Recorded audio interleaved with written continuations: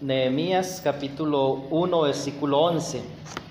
Dice así la palabra del Señor. Te ruego, oh Jehová, esté ahora atento tu oído a la oración de tu siervo y a la oración de tus siervos, quienes desean reverenciar tu nombre. Concede ahora buen éxito a tu siervo y dale gracia delante de aquel varón, porque yo servía de copero al rey. La mayoría conocemos el contexto de esta parte de la oración de Nehemías. El pueblo, la ciudad ha sido derribada, los muros han sido derribados por los babilonios. Parte del pueblo estaba regresando a Jerusalén, pero la noticia que llega a Nehemías, copero del rey, puesto como gobernador luego en Jerusalén, es que la ciudad no había sido reedificada. Y en ese contexto, la oración de Nehemías es que le conceda éxito en la tarea que tiene por delante. Noten que él dice, te ruego, oh Jehová, que esté atento tu oído a la oración de tu siervo y a la oración de tus siervos, porque no era Nehemías solo el que estaba orando. Esto nos muestra la necesidad de rogar al Señor. Y yo he pensado mucho últimamente en esa palabra, rogar o rogativas. Aparece allí en 1 Timoteo capítulo 2, versículo 2. Habla de hacer oraciones, habla de acciones de gracias, de peticiones, y también la Escritura habla de rogativas, con toda oración y ruego, dice Pablo, con toda oración y ruego, con acción de gracias. Nehemías le ruega al Señor. Rogar es suplicar, es pedirle de una manera humillada, en humillación, pedirle algo a aquel que tiene la capacidad de suplir ese algo. Cuando un niño le ruega a su padre por algo, él entiende que su padre, su madre, tiene la capacidad de darle ese algo por el cual él está rogando, por el cual él a veces se humilla. Papá, por favor, cómprame ese juguete. Papá, por favor, solo esta vez. Estoy hablando como mi hijo. Por favor, te lo ruego, papá. Él entiende que el papá tiene la capacidad de hacerlo. Ahora, cuando le rogamos a Dios, es mucho, infinitamente, mucho más poderoso. Y por eso digo infinitamente, la ilustración nunca puede ser perfecta. Cuando le pedimos, cuando le rogamos a Dios, le estamos suplicando al que tiene la capacidad de hacer todo lo que nos imaginemos y aún lo que no nos imaginemos, porque nuestra imaginación es limitada. El que creó todo de la nada puede hacer todas las cosas. Como dice allí en Lucas capítulo 1, me parece que es el versículo 37, que dice, no hay nada imposible para Dios. Y es lo mismo que le dice el ángel de Jehová a Abraham cuando Sara se rió porque escuchó la conversación allí, cuando se le dijo a Abraham, dentro de un año por este tiempo Sara, tu mujer, dará a luz un hijo. Sara se rió y dice, ¿habrá algo imposible para Dios? ¿Era imposible para Dios que una mujer estéril tuviese un bebé? Para la ciencia es difícil, es imposible. Para nosotros es imposible, pero para Dios no. Así que cuando rogamos a Dios, estamos rogando, nos estamos humillando para que Él nos conceda algo, pero lo estamos haciendo al que puede hacerlo. Yo puedo rogarle a alguno de ustedes por algo, pero es muy probable que sea algo por el cual yo le esté rogando a alguno de ustedes, usted no lo puede hacer. Yo puede rogarle al hermano Duván, por favor, te suplico, es más, me le puedo arrodillar, sane a mi hijo, sane a mi abuelo, sane a mi esposa, o provéame algo que yo necesito. Y si él no lo tiene o no tiene la disposición, cuando le rogamos a Dios, le estamos clamando a alguien que tiene, que puede hacerlo y que tiene la disposición. Porque también la palabra del Señor dice, clama a mí y yo te responderé. Pedid y se os dará, buscad y hallaréis, llamad y se os abrirá. Ahora necesitamos la dirección del Espíritu Santo para clamar bien, como bien mencionábamos el viernes. Nehemías es un copero, dice ahí al final del capítulo. Yo servía de copero al rey. Según algunos estudiosos, el copero era alguien de mucha confianza. No era simplemente el que le llevaba la copa al rey, el que estaba pendiente que no le echaran veneno a la copa, y hasta dicen algunos que tenía que probar la copa y las comidas del rey para ver si no estaban envenenadas, sino que se le daba suma. Todo eso ocurría con un copero, pero era alguien que tenía mucha confianza, era alguien así como un encargado del reino, como el encargado de la casa real, como el encargado de muchos de los negocios del rey. Por eso no es un accidente que el emperador, que el rey lo haya puesto como gobernador en Jerusalén. Podríamos decir vulgarmente, Nehemías tenía palanca con el rey.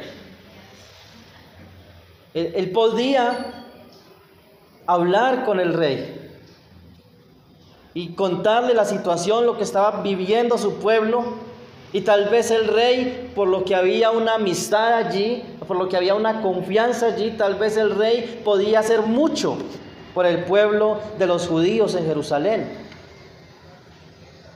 Eso lo vemos en otro contexto, cuando se está edificando el templo. Dice que me parece que es en el libro de Ageo y en el libro de Esdras, que dice que ellos estaban construyendo de acuerdo a la voluntad del rey, de acuerdo a la voluntad del rey de los persas en aquel momento. Así que Nehemías podía haber acudido al rey, pero ¿a quién acude Nehemías primero? Al que puede hacer cambiar el corazón del rey, al que puede hacer cambiar y al que puede frustrar cualquier cosa, al que puede proveer cualquier cosa, así como cuando clamó David a Dios para que Dios entorpeciera y frustrara el consejo de Aitofel, así como Eliezer, el siervo de Abraham, clamó a Dios para que proveyera un buen encuentro, para que le proveyera éxito allá en Génesis 24, cuando él se le encomienda la tarea de buscar una esposa para Isaac. Él clama a Dios. Voy para un lugar, no conozco a nadie, no conozco las mujeres de ese lugar. Señor, clamo a ti, concédeme un buen encuentro. Como clamó Gedeón, aunque de una manera un poco extraña: Señor, muéstrame tu voluntad. Si es tu voluntad que yo vaya a pelear contra aquel ejército, no recuerdo cuál era, los amalecitas, si no me equivoco. Si es tu voluntad, muéstrame, revélamelo, Señor. Que yo dejo este trapito afuera, y si amanece mojado y la tierra seca, sabré que es tu voluntad. Al otro día lo encontró de esa manera y le dijo: Señor, pero ensayemos otra vez. Si la tierra está mojada y la toallita está seca, sabré que es tu voluntad. Y el Señor le respondió. Y no estoy diciendo que es la manera en la que el Señor actúa hoy. Aunque no podemos meter al Señor en un cajón y decir que Él no lo puede hacer hoy de esa manera. Pero quiero es mirar cuando estos hombres clamaron a Dios, le rogaron a Dios. Cuando Isaac ora por su esposa estéril, Dios escuchó su oración. ¿Qué hizo Abraham con su esposa estéril? ¿Qué hizo Sara? Ellos buscaron solucionar su problema buscando la ayuda de Agar, su sierva. Dios en su misericordia les dio lo que había prometido, pero ellos buscaron de otra manera cuando ellos debieron haber clamado, haber rogado al Señor. Nehemías no acude a Artajerjes, al rey, aunque luego lo hace, lo vemos en el capítulo 2, pero antes de rogar a los hombres, él le ruega a Dios. Dice el versículo 5: y dije: te ruego, oh Jehová, Dios de los cielos, fuerte, grande y temible, que guarda el pacto y la misericordia a los que le aman y guardan sus mandamientos. Esté ahora atento tu oído y abiertos tus ojos para oír la oración de tu siervo, que hago ahora delante de ti día y noche, por los hijos de Israel, tus siervos, y confieso los pecados de los hijos de Israel que hemos cometido contra ti. Sí, yo y la casa de mi padre hemos pecado.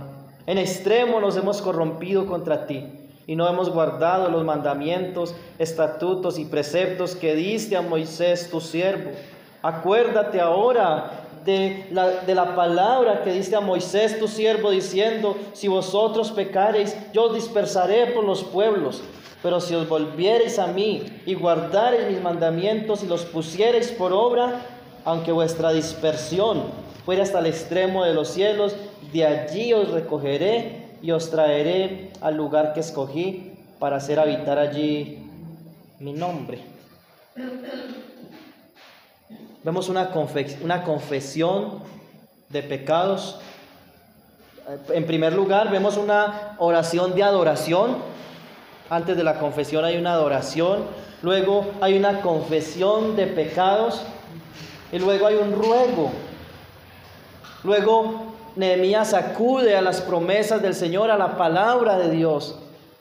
Señor, acuérdate de tu pacto, acuérdate de tus promesas. Te ruego no por algo que yo me estoy inventando, sino por lo que tú prometiste.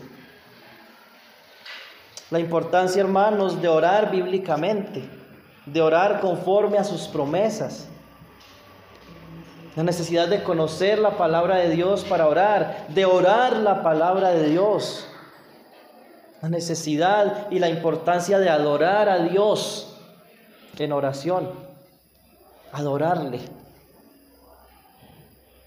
No solo pedir, no solo dar gracias, sino adorar, exaltar el nombre de aquel que todo lo puede, de aquel que es soberano y de aquel que es bueno y misericordioso. Recordar su palabra, recordar sus promesas, pero no olvidar lo que hace Nehemías. Dice: Dios de los cielos, fuerte, grande y temible, que guarda el pacto y la misericordia a los que le aman y guarda sus mandamientos. La reverencia, hermanos y hermanas.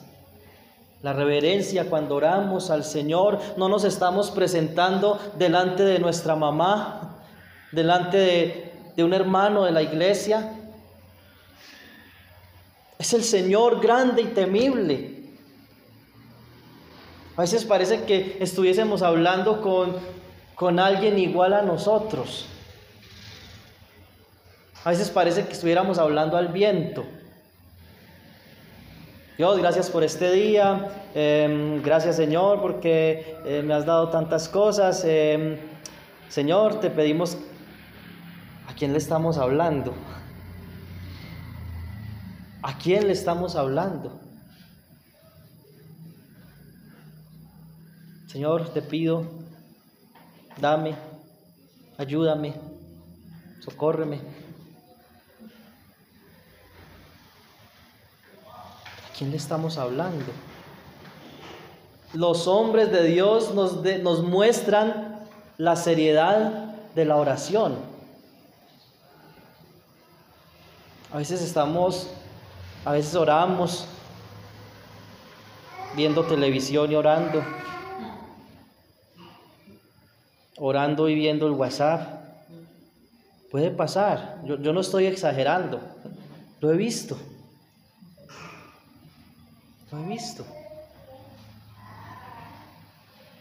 A veces estamos orando, hermanos, la oración como iglesia no es solamente rogar, como lo vimos, no es solamente clamar, pedir auxilio, sino que la oración como iglesia ha de ser un momento de adoración.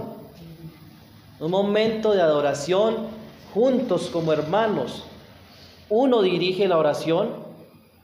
No creemos que sea correcto que todos oremos a la vez, porque dice la Escritura que Dios es un Dios de orden, y cuando eso sucede, he visto en algunos lugares que se forma un desorden y así suena irreverente también. Pero cuando un hermano está orando, la iglesia debe unirse en oración.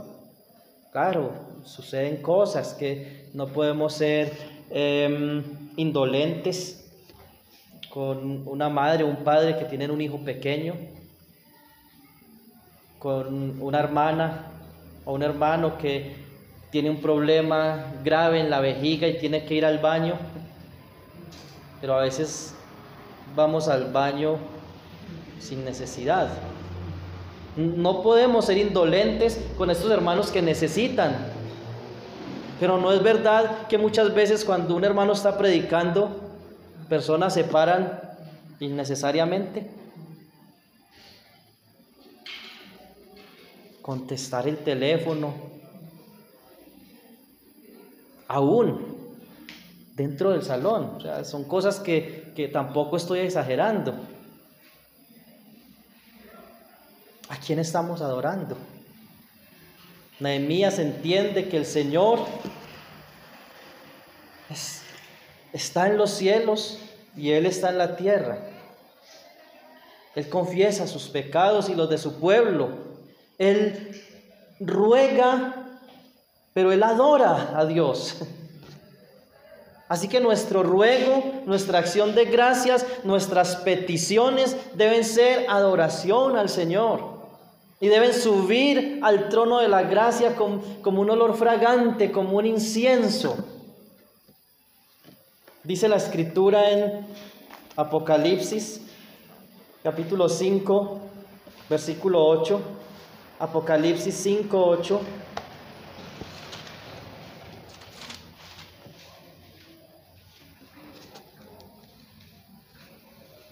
Y cuando hubo tomado el libro, los 4 seres vivientes y los 24 ancianos se postraron delante del Cordero. Todos tenían arpas y copas llenas de oro, copas de oro llenas de incienso, que son las oraciones de los santos.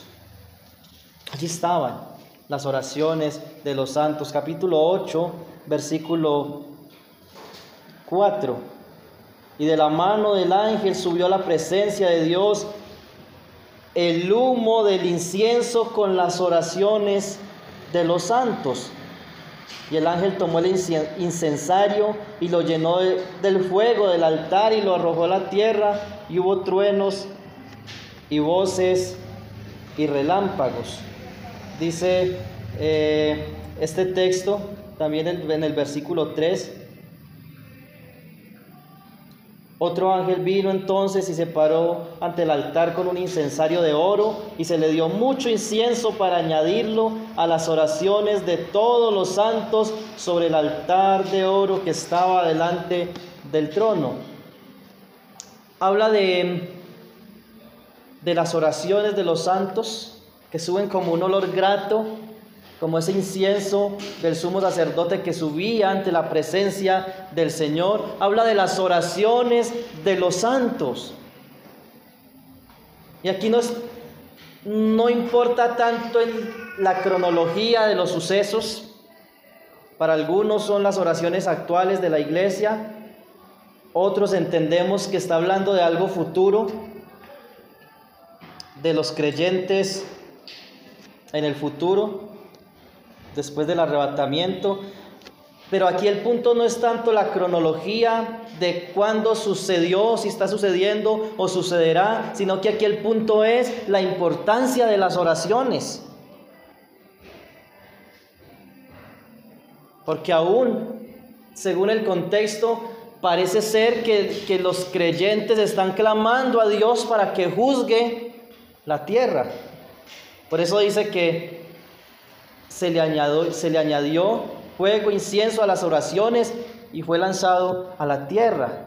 Oraciones escuchadas, ruegos, clamores escuchados por el Señor. Cuando vemos que algo es imposible, cuando algo parece muy difícil, hermanos, roguemos. Roguemos primeramente por sabiduría, para que Dios nos revele, nos muestre si esa petición, si ese algo por el cual yo estoy clamando, debo seguir clamando o no. Pablo entendió, por ejemplo, que no debía seguir clamando por que fuese quitado un aguijón de su carne. Él entendió que la voluntad de Dios era que él permaneciese en ese estado. Pero ¿cómo lo entendió? Por la comunión que él tenía con el Señor. El Señor nos da sabiduría para entender por qué debemos orar, en qué momento debemos orar y hasta cuándo debemos clamar. Cuando Él nos dice que no, no es porque no lo pueda hacer. No es porque no lo pueda hacer, es porque Él entiende, Él sabe que es lo mejor para nosotros. Y a veces le pedimos al Señor por algo, Él nos dice que no, pero Él tiene algo mejor para nosotros. La Biblia dice que Él puede darnos mucho más de lo que entendemos. Puede darnos mucho más de lo que entendemos. Él conoce nuestras peticiones aún antes de que nosotros las traigamos. Pero ruega, hermano, no venga de una manera prepotente, irreverente. Señor, dame, Señor, ayúdame, Señor. Debe ser una actitud de humillación, de ruego. Como el esclavo, como el mendigo que ruega al rey. Rogarle al Señor. Pero a veces es necesario confesión de pecado.